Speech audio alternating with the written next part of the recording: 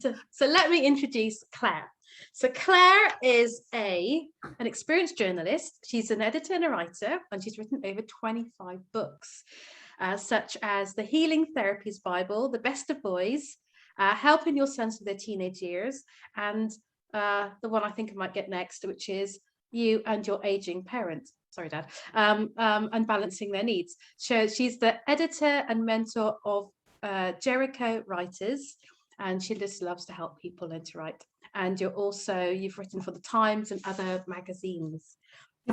So Claire, can I just say that you are the person that most people have been waiting for. Most people have got the questions, and the questions around here, there's a massive consensus. So welcome. Thank you. Are you ready? It's a pleasure to be here. So shall I just launch in with the questions and we can just discuss it as we go along? Yeah, that's great. Why don't we? So the very, very, very top question is, how do I help my son to express how he feels when he doesn't say very much? Well, there's two things about this really that I think is quite useful, because boys tend to be less communicative than girls, and they tend to struggle to express what they're feeling. So because we don't always give them the vocabulary, and we don't always give them the permission, if you like, to talk about how they're feeling from the youngest age, but we kind of encourage it in our girls. And that's because girls naturally confide in each other and talk about stuff, and boys tend not to do that quite so much. So from the youngest age, it's just starting to encourage them to talk about how they're feeling is a really good tool, which will help you in the later years, the adolescent years and the teenage years, when it really trying to get more than a monosyllabic grunt out of them. I know I'm overgeneralizing here, but that can be the case. And if you've armed them with some vocabulary to explain how they're feeling from the youngest age, when they're probably more open to it, you're helping yourself in later times and helping them to be able to communicate more clearly why they're doing certain actions, why, and because they're not very literal boys. I remember, I'm not likening boys to dogs, but I remember when my dog kept chewing her foot and we didn't know why. And the vet said, well, she's in pain and it's nothing to do with her foot, but she's chewing her foot because actually that distracts her from the pain. And boys can be a bit the same. So you might find that uncharacteristically your son's being more aggressive or angry and behaving uncharacteristically from the boy that you've known and seen grow up. And very often, shouting and swearing at the kettle because it's not boiled in time for the pot noodle to get the bus or whatever it is not what they're feeling. This is they are actually just really worried about the fact that one of their friends is now a friend with somebody else, but they can't necessarily talk about that or articulate that. And actually what they're feeling is sadness or feeling slightly abandoned, but they're not likely to talk about it. So equipping them and arming them with the right sort of vocabulary, actually encourage them from a young age to talk about, why were you lashing out? Well, I don't know. And then actually asking them to kind of look into their feelings when they're younger is a useful tool. And recognizing that you're only going to do that for so long. You're not going to spend a whole afternoon analysing feelings, because they're going to do it briefly and then they're going to want to run off and do whatever it is that they want to do. The second piece of advice and fact that I found so incredibly useful bringing up teenage boys and adolescent boys is that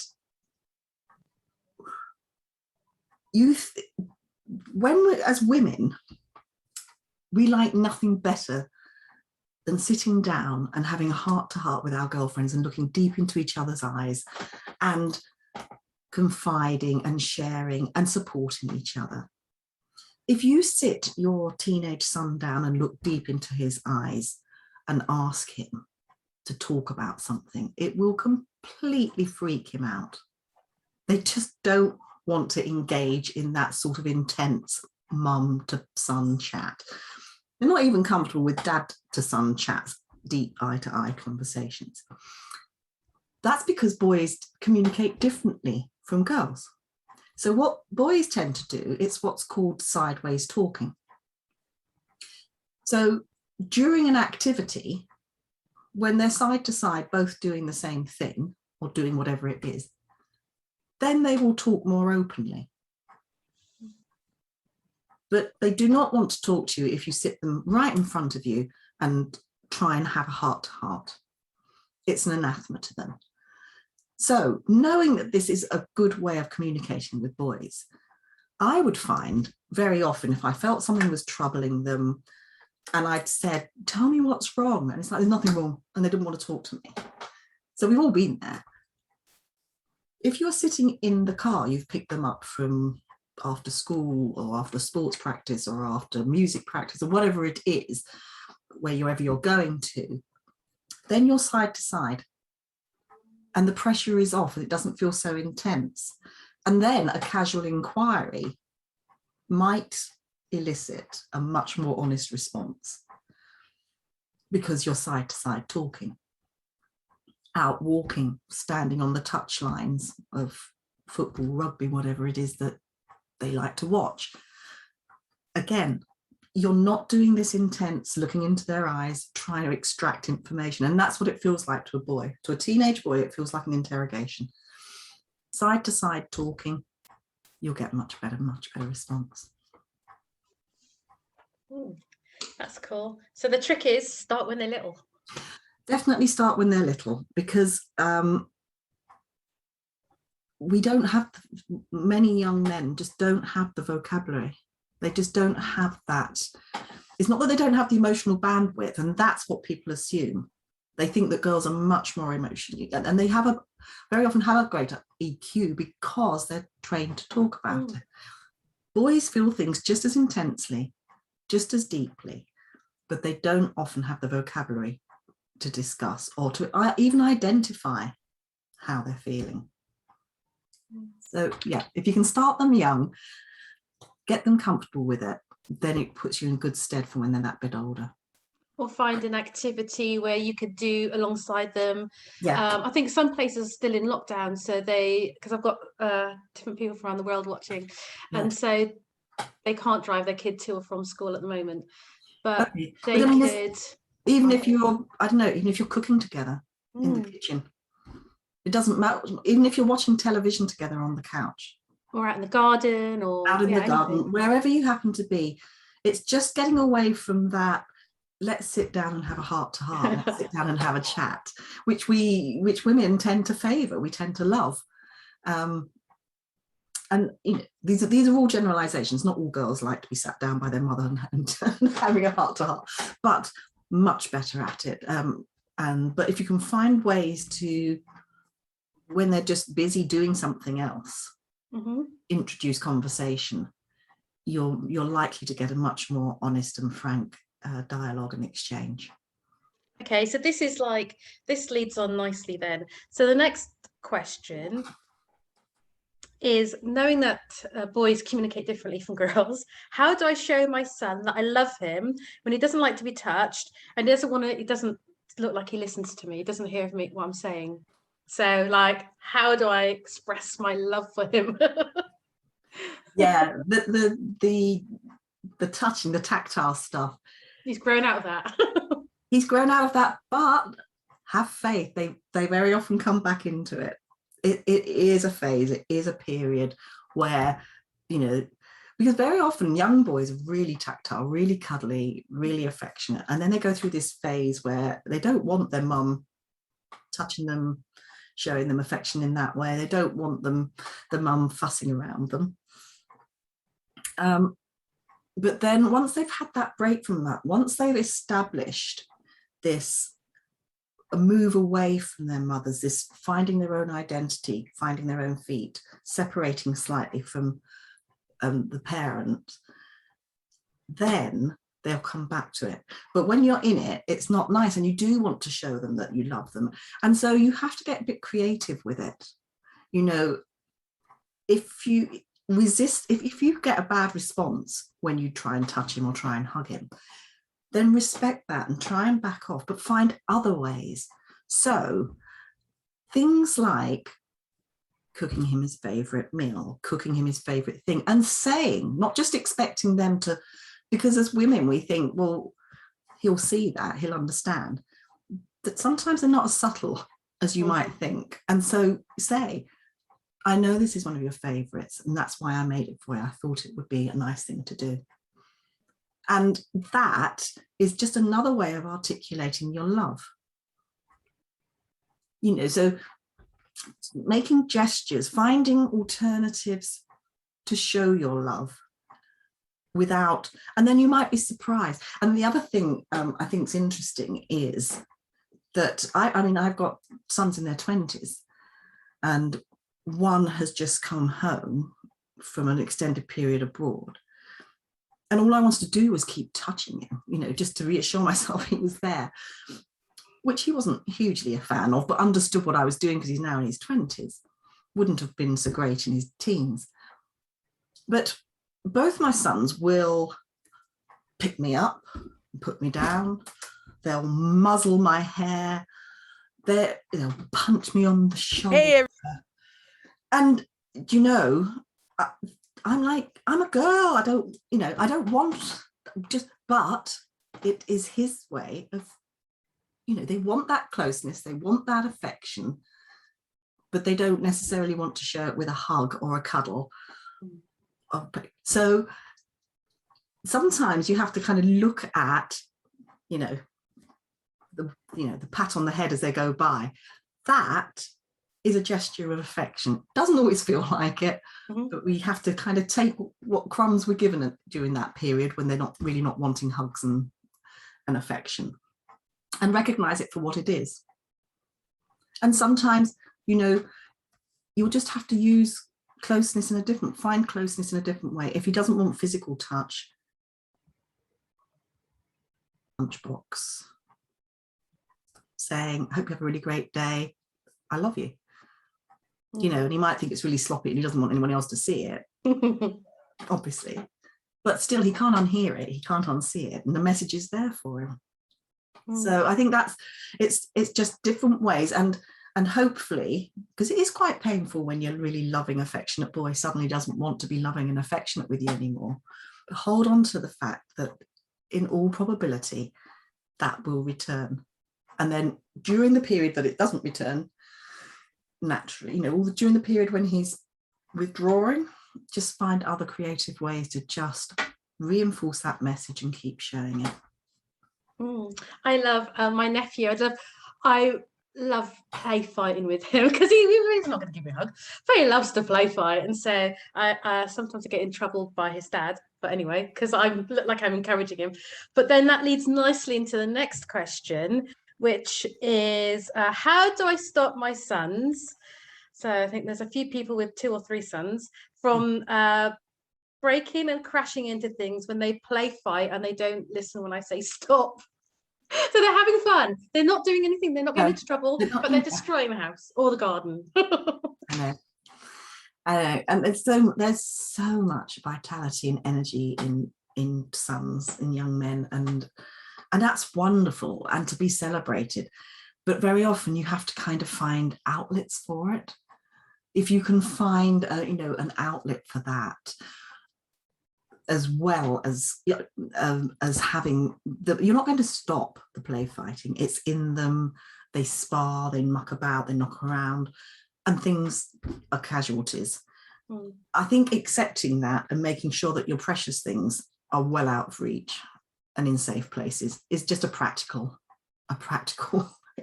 solution in the first place. But this is quite interesting. If you can try and keep saying the same things and explaining it as a respect for me, a respect for my things. Do you know how it makes me feel when you don't listen? And when things get broken, because I've asked you before not to play fight in the house, can we find somewhere else where you can play fight safely? But this thing of, you know, in the question you said, doesn't matter how many times I say it, they don't listen. It was a really interesting feedback that I got from a child psychologist and a behavioral therapist when I was writing the book. And I was talking about perhaps when they're a bit older than the play fighting maybe, but when they're starting to go out and they're ignoring your curfews, they're not coming in when they should, and things like this. And I was saying, you know, a lot of parents, and I've been there myself on occasions, you just feel like I'm banging my head against the wall. They're not listening. I might as well not keep saying it. And the advice I got then was that they can't unhear it. They can choose, if you keep saying the same thing, if you keep saying, I would like you home by a certain time, I would like you, if you're going to play rough, to play in the garden or in the other room where you can't do any damage. They then have to actively choose to ignore that advice. And then they have to make a decision. And sometimes high spirits, caught in the moment, they are going to choose to ignore your advice, your requests. But they've actively got to choose to ignore it. So even though it feels like they are not listening to you, even though it feels like they are patently and willfully doing the opposite, they can't unhear what you're saying. And then they have to make a decision to flout the rules or whatever it is. So don't feel, well, what is the point? I might as well give up and not say it anymore. Okay. Don't feel like that. Keep going, because sometimes it will drip through, and there'll be an occasion where they're not going to come back on time, or they're going to throw their brother across the room and into the sideboard with the ornaments on, and they might hesitate and think, do you know what? I think I will come back, or I think I will go and do that on the trampoline outside, or we'll kick a ball at each other and I'll beat him that way.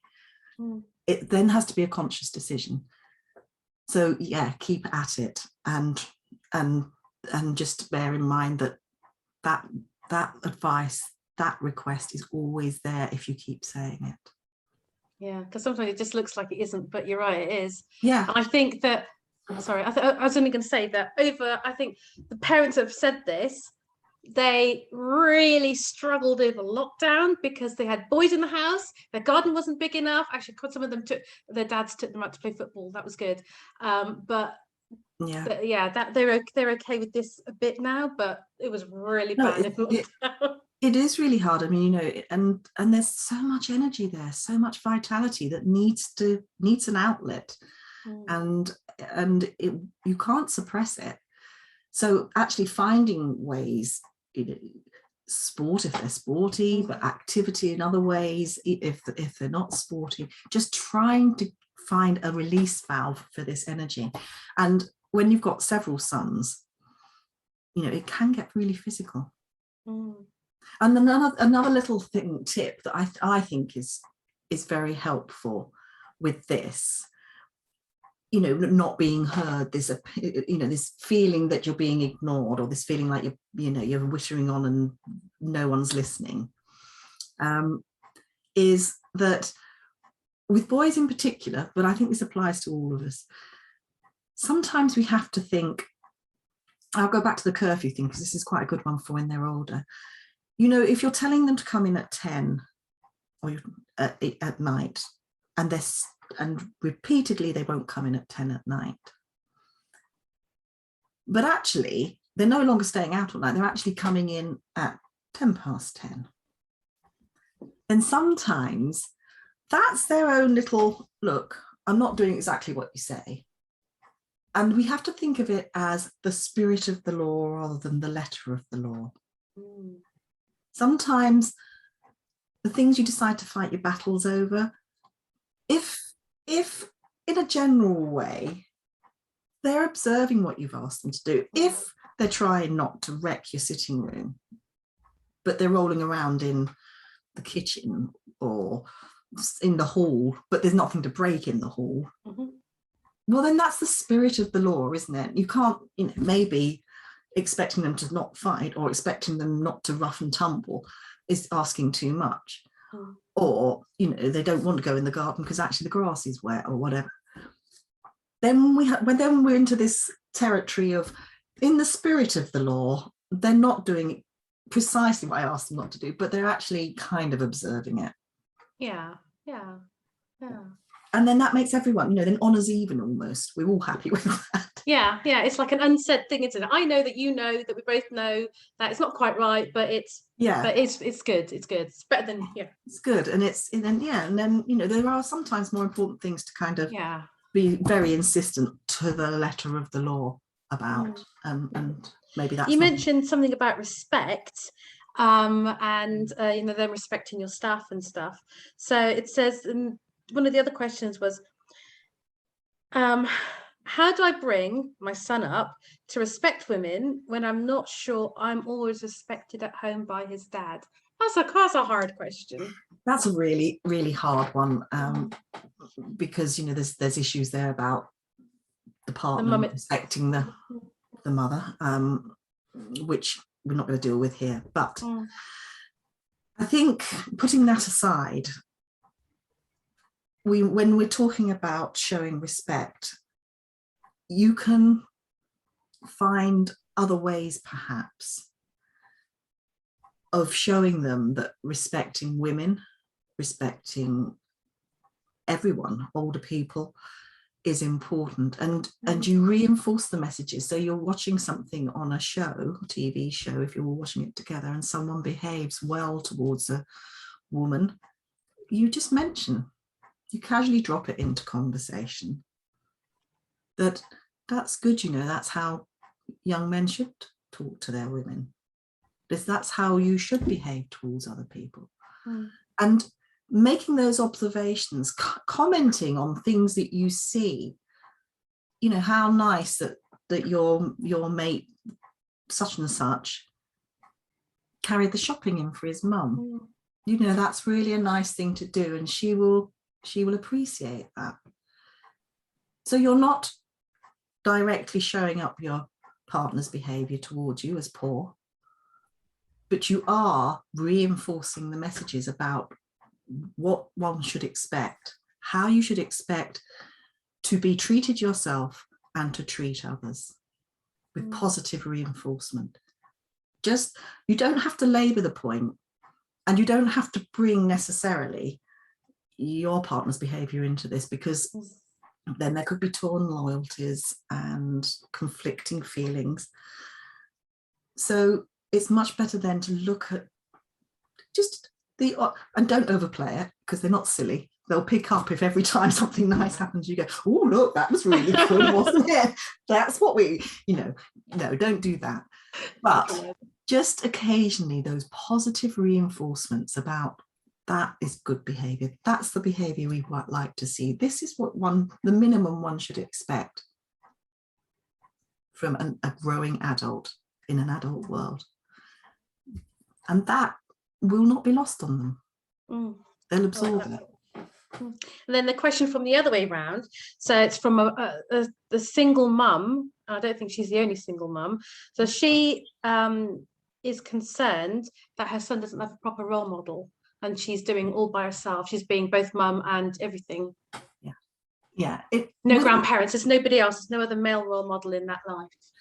No, I was going to ask about that, because that's the obvious thing, is that perhaps there's a grandfather who can step into those shoes or whatever. It is hard when you're playing both roles, and there's not many men in their lives that are good role models for them. But the role modeling doesn't have to be family. It's that the important thing is that they find a significant, or they're directed towards a significant male in your family life or in their lives, who can exhibit the sorts of behaviors and role modeling that you would like them to be exposed to. So yeah, it could be a friend of the family. It doesn't have to be family. It could be a teacher at the school that you trust and that they seem to have an affinity with. Someone that they feel, well, you know, Mr. So-and-so said this, and you think, well, he's having a good impact on my son. Maybe he can have, you know, him as a sort of role model. It is harder when you're on your own, for sure, but don't feel that because there's not a partner, because there's not a father figure, he's going to miss out, because the role models, the positive male role models, can in effect be anybody in their life who exhibit those behaviors that you think are really important and personify the qualities that you would like to see in your son as he grows into a man. So look further afield, is what I would say, as long as these are trusted people in trusted positions. But yes, look further afield and call on them. Tell them how important they are in the role that they're playing in your life and in their life. And many men are absolutely honoured and delighted to take on those sorts of roles, to feel that they are having a positive impact on a young man's life or a young boy's life. And they will step up and they will do that. And if not, if you really struggle to find someone in that role, then maybe look towards organised groups of activities for youngsters where there's a strong, you know, leader, if you like, who exhibits those traits. Yeah, because I don't think it's just single mums, because I think also there are some mums who have partners and husbands that just aren't there enough.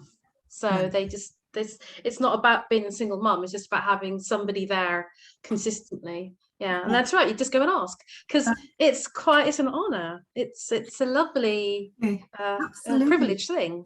Yeah, and it's such a lovely thing, and most men will respond very well to it. And it doesn't have to be, that's the other thing, you know, it doesn't have to be daily exposure to this person. You know, so we mistake the fact that there's no male parent in their life for, oh no, they're not having that influence. It doesn't matter if you don't see this person, you know, maybe if you see them once a week, maybe if you see them once a month, they still have that role to play, and they can still be a real benefit in a young man's life, in a young boy's life, for sure. Cool. I've got like a few minutes left to ask you the last question. Okay. So my son is angry with me all the time and not with anybody else, and he won't tell me why. How do I help him? This is quite a hard one unless you know more of the situation, the age of the boy, and in particular, because when boys reach mid-teens, late adolescence, mid-teens, like 15, 16 is a really tricky age for boys and their mums. Okay. So I'm guessing that this question is posed by a mother. Mum, yes. She's a mum. Yes. Okay. Yes. So 15, 16, if this is the case, I'm not really sure. If he's 15, it's a bit different. No, he's 15. He's definitely 15. Yeah. Right. Okay. That is a really, really tough age for the relationship between mums and sons, because they are suddenly realizing that they are physically much stronger, physically much bigger. And actually, if a mother says to a son at that stage, often like this, because they're much taller now, go to your room, or whatever it is that you've got to think about how you interact with your son now, because it won't be lost on them. It will be going through his head. Well, actually, you can't make me, because physically you no longer. So it's pure force of your personality, your parenting style, and their respect for you that will make sure that they do as they're told. But if you have any doubt about that in your mind, then don't give them ultimatums. Find other ways. So that is one thing. I'm going off on a bit of tangent there. Because at 15, that sort of age, there is this biological need to separate slightly, to use an old expression, to cut the apron strings. Okay. And they don't really understand it. They feel it. Okay. And while they're feeling that, they feel really conflicted, because they know that you're their primary nurturer very often. They know that you love them, but they've also got this need to get away. And it makes them feel really angry, because they don't really know why they feel like this. And you seem to be the cause of it, even though you've done nothing. So they direct the anger at the mother, partly because they need to put this separation, this space between their mum and themselves for a period.